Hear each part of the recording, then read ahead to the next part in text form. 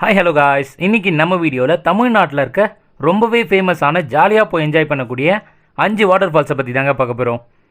First நம்ம தமிழ்நாட்டில் water ஃபால்ஸ்ன்னு சொன்னாலே எல்லாருக்கும் அதிகமான ஞாபகம் ஒரு இடம் குற்றாலம். இந்த குற்றாலத்தில் மெயின் அருவி, சிற்றருவி, ஐந்தருவி, பழத்தோட்ட அருவி, பழைய குற்றால அருவி போன்ற 9 அருவிகள் இருக்குங்க. அடுத்ததா இந்தியாவின் நயாகரா என அழைக்கப்படுற ஒகேனக்கல்.